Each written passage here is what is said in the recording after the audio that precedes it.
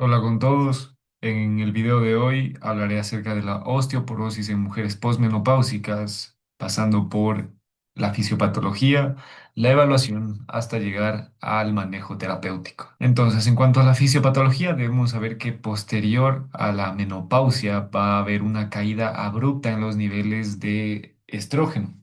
Principalmente esto debido a que al no haber folículos funcionales a nivel ovárico, pues las células de la granulosa ya no van a producir estradiol en cantidades adecuadas. Entonces esto va a conducir a una disminución progresiva de la densidad mineral ósea. Es importante saber que entre la menopausia y los 75 años, las mujeres pierden hasta el 22% de la masa ósea total, lo cual se debe como tal al déficit estrogénico y a la edad. Entonces, en condiciones premenopáusicas, cuando los niveles de estrógeno son altos, los osteoblastos, ¿sí? Los osteoblastos y los osteocitos van a producir una proteína conocida como osteoprotegerina. A la vez, van a producir una proteína conocida como ligando de Rank, ¿ya? Entonces, el ligando de Rank se va a unir al receptor Rank presente en los osteoclastos inmaduros. Y esto va a promover su maduración y activación, con lo cual los osteoclastos van a generar lo que es la resorción ósea. Sin embargo, en la menopausia, los niveles de estrógeno caen y por lo tanto la producción de osteoprotegerina va a disminuir. Sin embargo, la producción de ligando de Rank no disminuye, más bien aumenta. Entonces, este, este ligando se va a unir con mayor frecuencia y sin oposición a el receptor Rank. Puesto que no lo mencioné, pero la osteoprotegerina lo que hace básicamente es que secuestra al ligando de Rank, evitando que se una a su receptor. Con lo cual, en la menopausia o en la posmenopausia va a haber una mayor unión de ligando de Rank a Rank y por lo tanto una mayor activación de osteoclastos.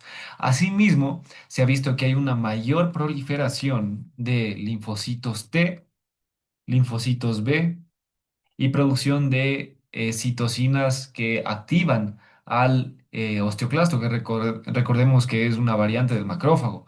Entonces, hay un aumento de la producción de TNF-alfa, de interleucina 6 y de interleucina 1, los cuales junto con el ligando de Rank van a inducir una mayor activación del osteoclasto.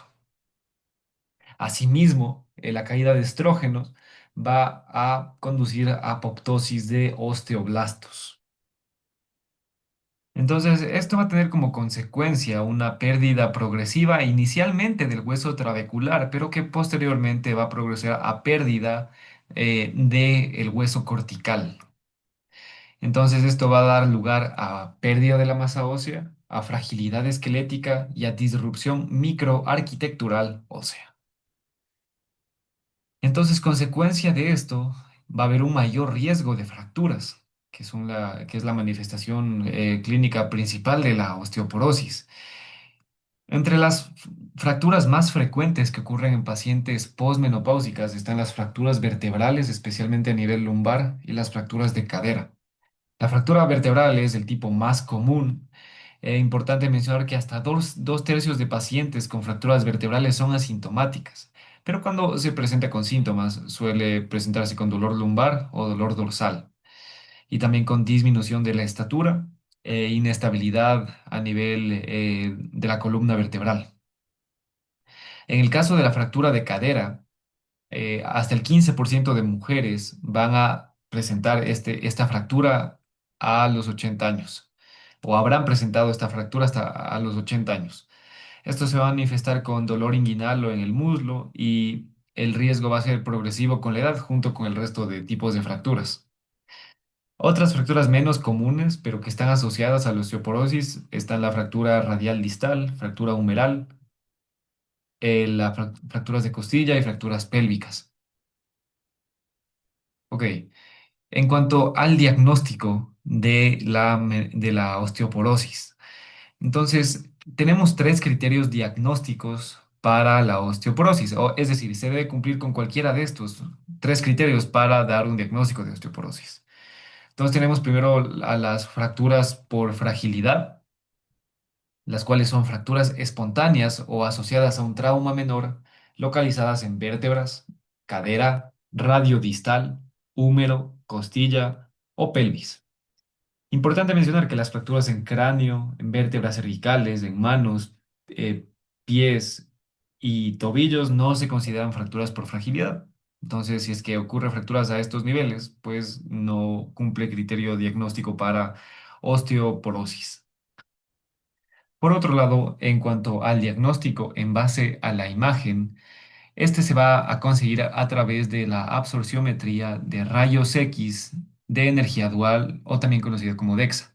Si es que se obtiene un T-score en esta medición de igual o menos de menos 2,5 desviaciones estándar de densidad mineral ósea comparado con una población joven de entre 20 y 30 años, comparado con la media, se llega al diagnóstico de osteoporosis.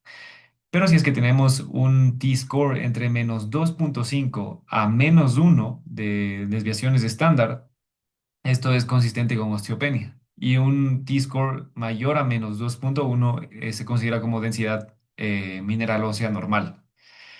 La medición suele realizarse a nivel de la columna vertebral, específicamente a nivel lumbar y en la cadera. Pero si es que en el caso de que se esté tomando como referencia las vértebras y se detecte osteofitos o se detecte calcificaciones arteriales, esto puede alterar la medición y por lo tanto se debe modificar un poco el abordaje y realizar la medición en la cadera y también en el radio distal. ¿Ok? El otro criterio que tenemos es en base a una calculadora, en base a la calculadora Frax, que puede encontrar en Google. Entonces, llegamos al diagnóstico mediante esta calculadora que evalúa algunos factores de riesgo, algunas características de la paciente y también los hallazgos en el DEXA. Y si es que obtenemos una probabilidad a los 10 años de fractura osteoporótica mayor, es decir, en cadera, vértebras, húmero, proximal o antebrazo, igual o mayor al 20%, o un riesgo de fractura de cadera igual o mayor a 3%, esto es consistente con osteoporosis. Otro, Otra definición importante es lo que se conoce como riesgo muy alto de fractura o también llamado osteoporosis severa. Si bien es cierto, no hay un consenso en cuanto a esta definición. Usualmente se utilizan estos valores de aquí o sea, como referencia para parte del manejo, para parte de la terapia. Entonces, se considera riesgo muy alto de fractura si es que se tiene un T-score menor a menos 2,5 más una fractura por fragilidad o un T-score menor o igual a menos 3. O también si es que hay historia de múltiples fracturas o de fracturas severas osteoporóticas. Ya en este caso, o sea, utilizamos cualquiera de estos tres criterios para decir que la paciente tiene un riesgo muy alto de fractura y esto va a guiar la conducta terapéutica. Además, importante mencionar que en cuanto al abordaje diagnóstico, toda paciente posmenopáusica requiere una evaluación para excluir causas de pérdida ósea fuera de lo que es la edad y la deficiencia estrogénica, es decir, buscar causas secundarias de osteoporosis, que ya vamos a ver en las siguientes diapositivas. Ya. En la parte del diagnóstico diferencial tenemos otras causas de disminución de la densidad mineral ósea como osteomalacia por deficiencia de vitamina D, malignidad, enfermedad de Paget del hueso, pérdida significativa de peso, una baja carga sobre el esqueleto y con esto me refiero a pacientes que, por ejemplo, están encamados o tienen una movilidad muy disminuida, por lo tanto no se genera el estrés necesario sobre el esqueleto para inducir remodelación ósea, consumo de tabaco y alcohol, hipertiroidismo, hiperparatiroidismo y osteodistrofia renal, la cual es o sea, corresponde a un hiperparatiroidismo secundario. También tenemos que sospechar específicamente en pacientes frágiles, adultos mayores, con enfermedades neurológicas, los cuales se presentan con múltiples fracturas o con fracturas en localizaciones atípicas. Aquí tenemos que sospechar de abuso al adulto mayor.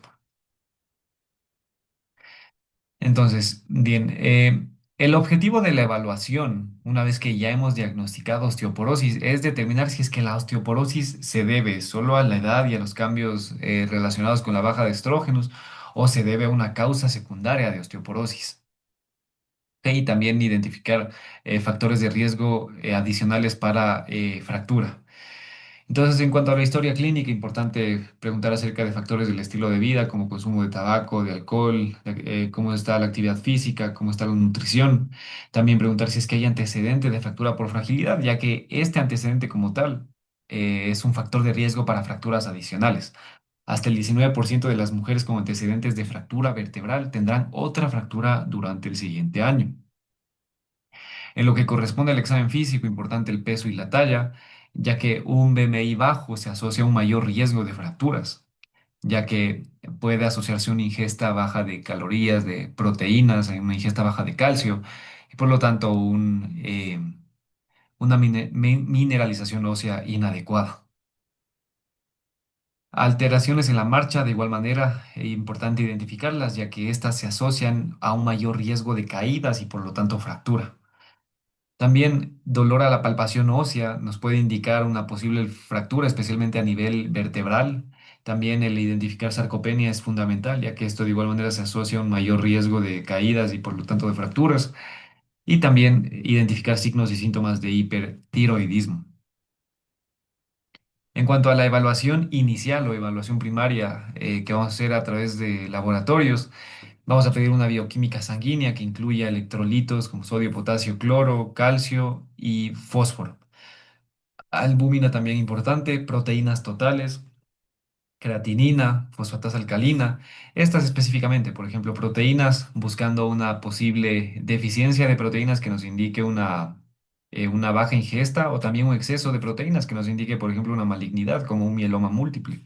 Creatinina, en caso de estar elevada, sospechar una enfermedad renal crónica.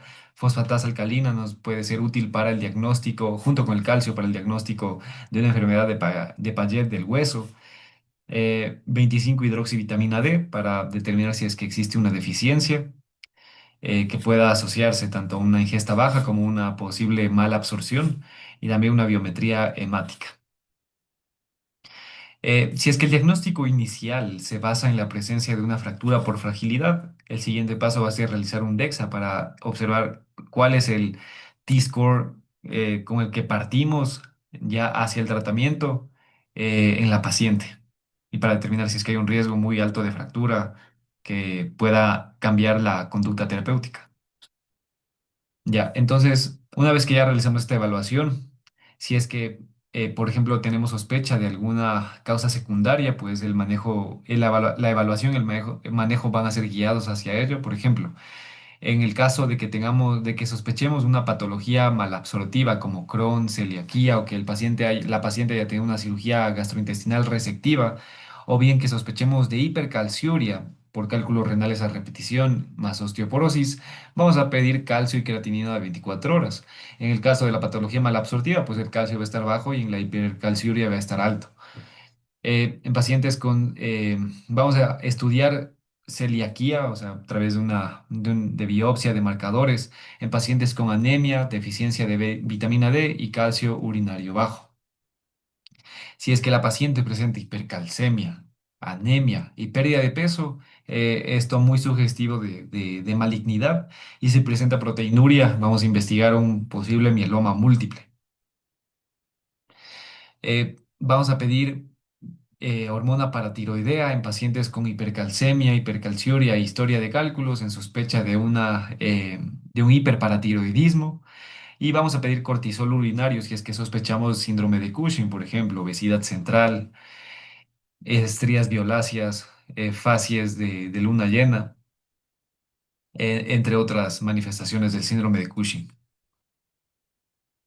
Ahora vamos ya con la parte terapéutica, con la parte ya del manejo. Primero están las medidas del estilo de vida. Fundamental que las pacientes tengan una ingesta adecuada tanto de calcio como de vitamina D.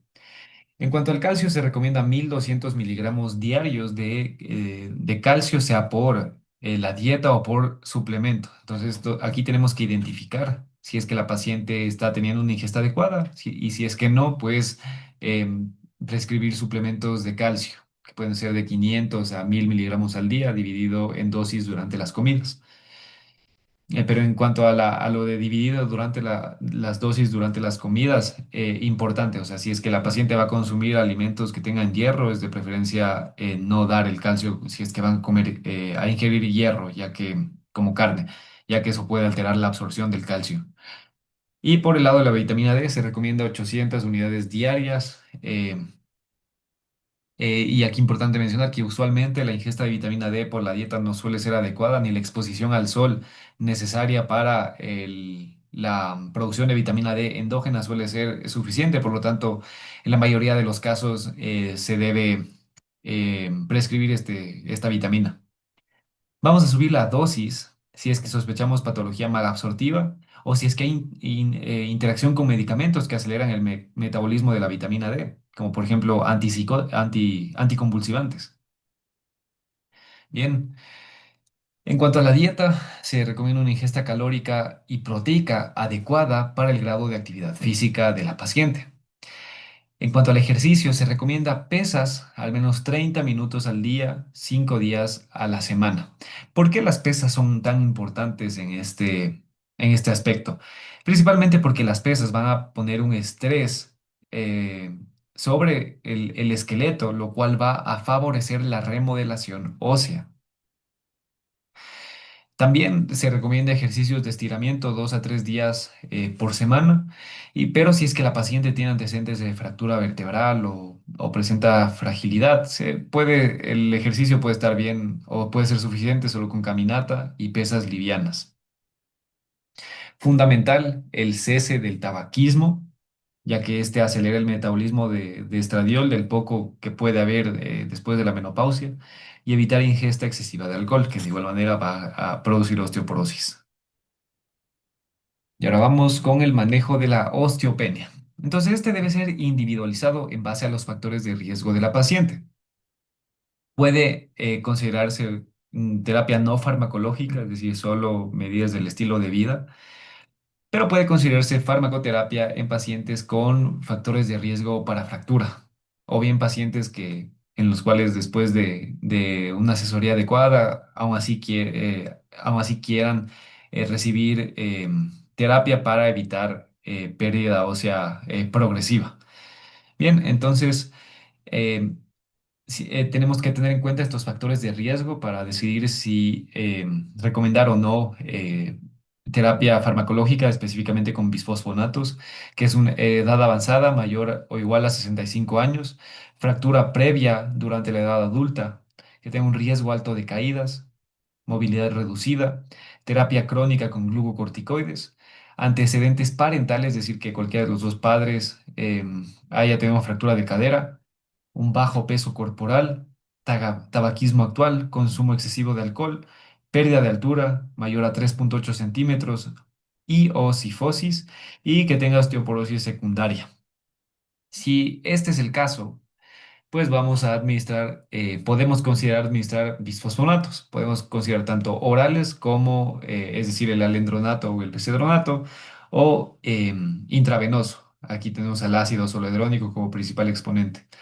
Alternativas en pacientes que no toleran los bisfosfonatos, aunque tienen alergia, está el raloxifeno, el cual inhibe la resorción ósea y disminuye el riesgo de cáncer de mama. El base de oxifeno más estrógeno conjugado, este va a tratar tanto la osteoporosis como los sofocos. Y en cuanto a la terapia hormonal de la menopausia, tanto para el manejo de la osteopenia como de la osteoporosis, es importante mencionar que no está indicada como tal la terapia hormonal de la menopausia solo para osteoporosis. Es decir, solo si es que la paciente presenta sofocos, u otras manifestaciones de la menopausia como la habilidad emocional, y adicionalmente presenta osteopenia, ahí vamos a administrar la terapia hormonal de la menopausia. ¿Ok? Importante mencionar que en cuanto al raloxifeno, este va a aumentar el riesgo de sofocos y de tromboembolismo y que no incrementa el riesgo de cáncer endometrial. Ok. Ahora vamos ya con el manejo de la osteoporosis. Bien, entonces aquí lo primero que nos tenemos que preguntar es si es que hay un riesgo muy alto de fractura. Y esto lo vamos a ver en base a los antecedentes de fracturas por fragilidad que tenga la paciente y, y al resultado del DEXA, como les mencioné previamente. Si es que la paciente tiene un riesgo muy alto de fractura, la primera línea de manejo va a ser un agente anabólico, y principalmente los análogos de la hormona paratiroidea como la teriparatida y la abaloparatida. Y también se puede considerar el romosozumab. Como segunda línea tenemos a los bisfosfonatos o al denosumab, que el denosumab es un anticuerpo monoclonal que va a inhibir como tal la acción de RANK. Entonces, la duración de la terapia anabólica, ya con los análogos de hormona paratiroidea, va a durar de 18 a 24 meses, mientras que con el romosozumab la terapia va a durar 12 meses. Después de este periodo, inmediatamente vamos a administrar bisfosfonatos, ¿ya? Y vamos a dejar el tratamiento ya normal, es decir, el de 5 años o de acuerdo al riesgo de la paciente que tenga la paciente para fracturas o bien si es que presenta disminución de la densidad mineral ósea en controles posteriores. Pero bien, lo primero aquí, si es que tiene un riesgo alto de fractura, muy alto de fractura, agentes anabólicos, se termina el periodo de este tratamiento, bisfosfonatos. Si es que no tolera bisfosfonatos, el denosumab o el raloxifeno son opciones adecuadas. Y bien, si es que por otro lado, inicialmente no presenta un riesgo muy alto de fractura, la primera línea van a ser los bisfosfonatos orales. Bien, aquí importante mencionar contraindicaciones y precauciones con los bisfosfonatos orales. No se debe utilizar como primera línea en pacientes que tengan patología esofágica, como acalasia, esclerodermia, adherencias esofágicas, esófago de Barrett o varices esofágicas. También si es que la paciente no va a poder estar parada o erguida por al menos 30 a 60 minutos desde la ingesta del medicamento. De igual manera, contraindicado los bisfosfonatos si es que presenta enfermedad renal crónica avanzada. Aquí está contraindicado tanto los bisfosfonatos orales como el bisfosfonato intravenoso. Y si es que la paciente tiene una cirugía de tipo bypass de Roux-en-Y. Ya en estos casos no está indicado los bisfosfonatos orales. Ok, pero eh, si es que no presenta ninguna de estas alteraciones, ninguna de estas condiciones, pues los bisfosfonatos orales son una opción adecuada. Porque hay que tener cuidado en pacientes con patología esofágica, principalmente porque los bisfosfonatos pueden producir esofagitis y pueden producir úlceras esofágicas. Ya, entonces, si presenta bisfosfonatos si presenta contraindicaciones para los bisfosfonatos orales, está indicado el ácido zoledrónico o el ivandronato, los cuales son intravenosos. Pero recordar, o sea, si tienen una tasa de filtración glomerular menor a 30, están también contraindicados los bisfosfonatos intravenosos. Pero si por otro lado la paciente tiene alergia o tiene intolerancia a los bisfosfonatos, eh, lo siguiente es, o sea, los agentes terapéuticos de segunda línea van a ser el denosumab, el raloxifeno, el basedoxifeno más estrógeno y lo mismo que les mencioné en la parte de osteopenia con la terapia hormonal para la menopausia. Solo si hay síntomas como principalmente sofocos, está indicada la terapia con bisfosfonatos. Ok. Además, importante mencionar que siempre se va a procurar tener niveles adecuados de calcio y 25 hidroxivitamina D en sangre. Ya vamos a medir los niveles de ambos antes de iniciar terapia, de iniciar farmacoterapia, ya que de estar los niveles bajos, esto va a alterar la eficacia de los fármacos. Entonces, bien, estas son las dosis. Hay, tanto para el alendronato como para el risedronato, hay opciones diarias y semanales. En el caso del risedronato hay una opción mensual y esto puede ser más conveniente para las pacientes. La duración usual de la terapia son 5 años, como les voy a mencionar después. En el caso del ácido zoledrónico, es curioso, aquí la dosis que se utiliza son 5 miligramos una vez cada 12 meses y esto suele durar 3 años, es decir, van a tener solo 3 inyecciones de ácido zoledrónico. En cuanto al ivandronato, tenemos opción mensual y opción trimestral. Ok, entonces, ¿cómo monitoreamos la respuesta a la farmacoterapia? Vamos a realizar un DEXA de cadera y columna 1 a 2 años después del inicio del tratamiento. Si es que tenemos que la densidad mineral ósea se ha mantenido estable o ha incrementado y no han habido fracturas, pues vamos a continuar con la terapia de 2 a 5 años en base al riesgo de fractura. Si es que la paciente está recibiendo bisfosfonatos orales, pues va a continuar por los 5 años que le corresponden. Pero si es los bisfosfonatos intravenosos, como les mencioné, aquí se va a considerar 1 o 2 años más, ya que la duración usual de la terapia aquí son 3 años. Bien, si es que por otra lado, por otra parte ha habido una disminución de la densidad mineral ósea o una fractura estando en la terapia con bisfosfonatos, entonces, se requiere una evaluación adicional para ver si es que la paciente ha sido adherente al tratamiento, si es que hay una ingesta adecuada de calcio y vitamina D, si es que hay una posible malabsorción o si es que hay alguna causa secundaria de osteoporosis.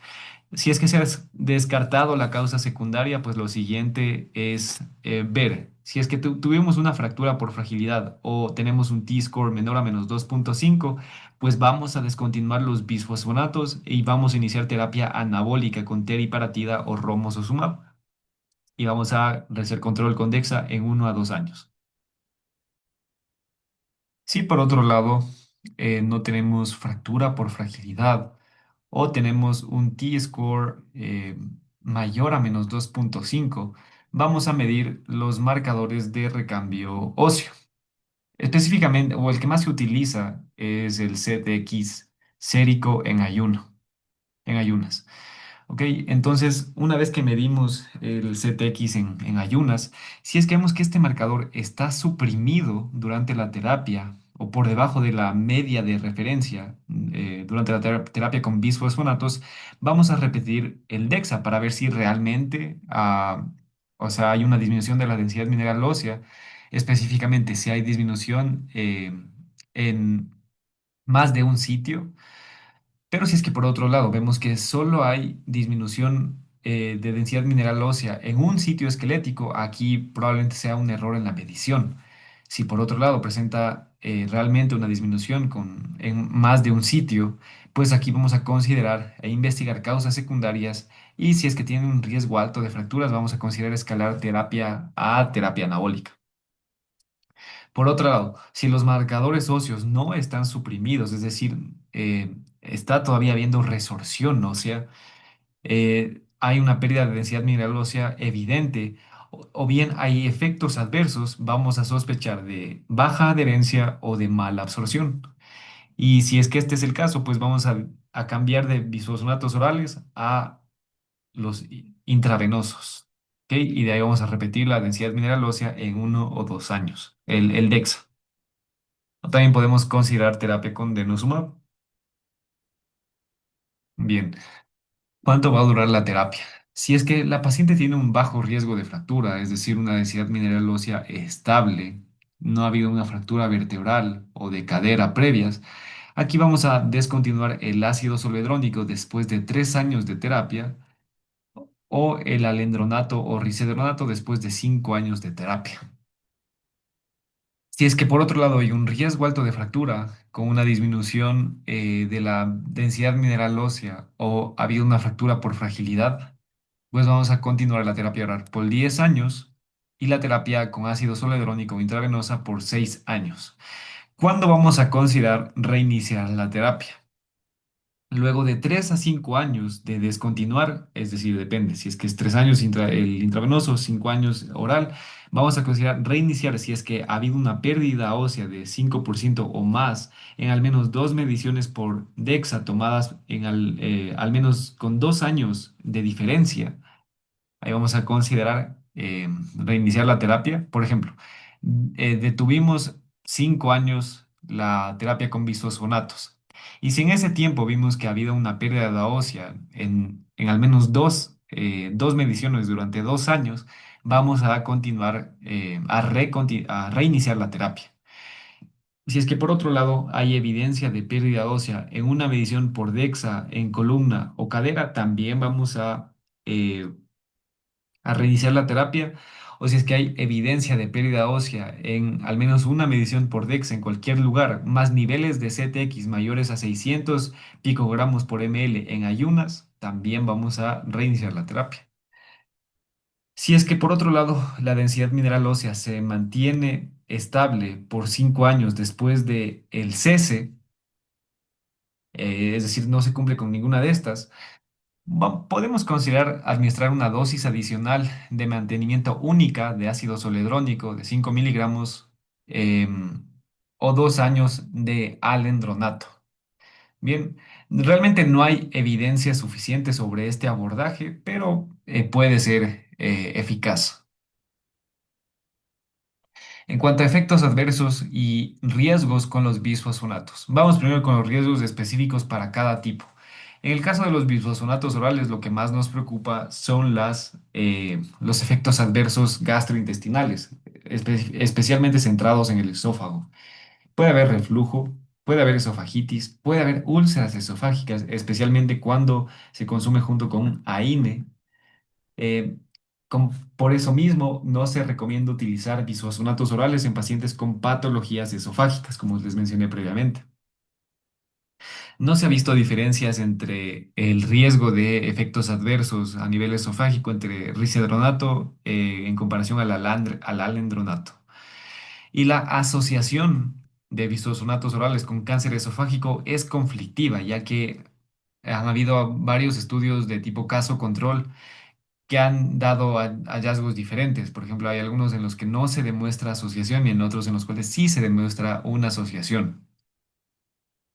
En cuanto al bisfosfonato intravenoso, especialmente el ácido zoledrónico, puede haber síntomas relacionados con la infusión del medicamento 24 a 72 horas después de la administración del mismo. Esto se va a presentar en hasta el 32% de las pacientes, y esto puede manifestarse con síntomas similares a una gripe, con fiebre de bajo grado, mialgias, artralgias, y el tratamiento va a ser con ibuprofeno o paracetamol hasta la mejoría de los síntomas. Y la recurrencia de este efecto, sí, de este efecto va a disminuir con las infusiones subsecuentes de esta reacción. Bien, ya en cuanto a efectos adversos relacionados con los bisfosfonatos en general, no solo como orales o intravenosos, sino en general, podemos tener hipocalcemia transitoria, la cual muchas veces suele ser asintomática y suele presentarse durante los primeros días que se inicia el tratamiento. El riesgo va a ser mayor en pacientes con hipoparatiroidismo, con deficiencia de vitamina D o ingesta inadecuada de calcio. Bien, importante tomar calcio con 1 hora de separación de los bisfosfonatos, ya que esto puede alterar la absorción de ambos. También los bisfosfonatos se ha visto que tienen asociación con dolor musculoesquelético desde días a años después del inicio, pero no se ha establecido como tal una causalidad. También puede haber efectos adversos a nivel ocular, con dolor, visión borrosa, conjuntivitis, uveitis y escleritis, aunque es raro que esto ocurra. También puede haber disminución de la función renal. Ha habido reportes de disminución de la función y también de lesión renal aguda.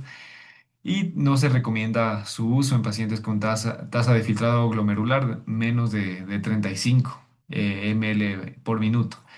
Eh, Menos de 35 es específicamente para el ácido zoledrónico y menos de 30 es para el alendronato y el risedronato. Se ha visto cierta, bueno, hay evidencia conflictiva en cuanto a la asociación de bisfosfonatos y fibrilación auricular, pero la evidencia nos indica que de existir el riesgo, este es muy bajo. También pueden haber reacciones cutáneas como erupciones, urticaria, angioedema, fotosensibilidad y muy raramente puede presentarse un síndrome de Stevens-Johnson.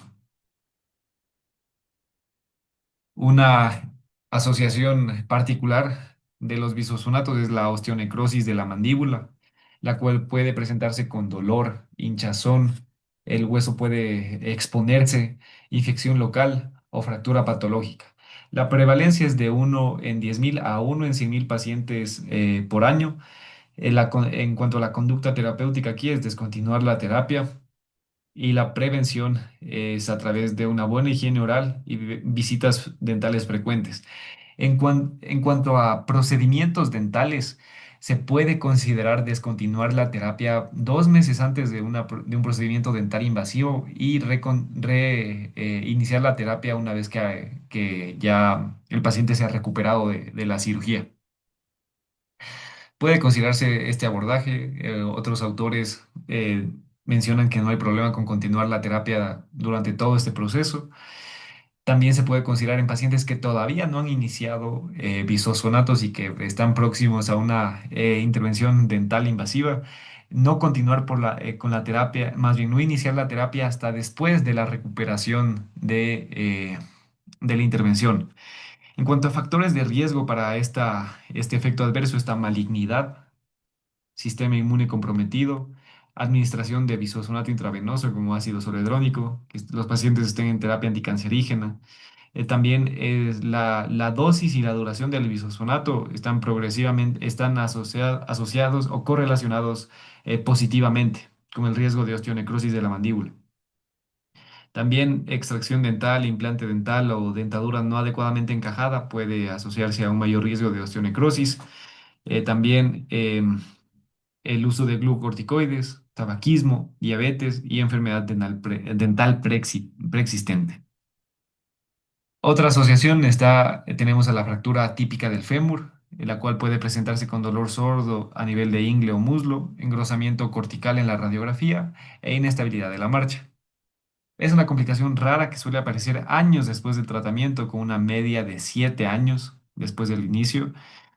La conducta aquí es de igual manera descontinuar los bisfosfonatos y consultar con cirugía ortopédica o bien considerar análogos de PTH de acuerdo a la severidad del caso. Eh, en cuanto a la fisiopatología de estas dos complicaciones, no se ha establecido claramente por qué los bisfosfonatos pueden incrementar el riesgo. Es probable que se deba a un fenómeno denominado como congelación ósea, en el cual el hueso debido a la falta de recambio óseo, se vuelve una estructura, en lugar de ser por así decirlo, esponjosa, se vuelve muy sólida y por lo tanto hay mayor probabilidad de fractura, paradójicamente. En cuanto a factores de riesgo, está de igual manera la duración, que es una paciente mayor de 65 años, uso de glucocorticoides, baja estatura, sobrepeso y obesidad, y que sean pacientes asiáticas. En cuanto a terapias no recomendadas, está la terapia combinada, es decir, combinar terapia antirresortiva con terapia anabólica. Realmente no se ha encontrado un beneficio adicional de este abordaje. La calcitonina de igual manera no ha presentado una eficacia considerable. Tampoco se recomienda calcitriol, ranelato de estroncio, tibolona, andrógenos. En cuanto a la menatetrenona, que es un tipo de vitamina K, este ha demostrado eficacia en estudios en Japón, pero esto no se ha replicado en otras poblaciones, o más bien no se ha estudiado. Por lo tanto, puede que en un futuro se llegue a considerar esta terapia para la osteoporosis. Tampoco se recomienda o se ha visto eficacia del folato o vitamina B12, tampoco de las isoflavonas ni del flúor. Entonces eso ha sido todo en cuanto a la osteoporosis en pacientes posmenopáusicas. Si es que el video ha sido de ayuda, te ha servido, te invito a que le des like y que lo compartas.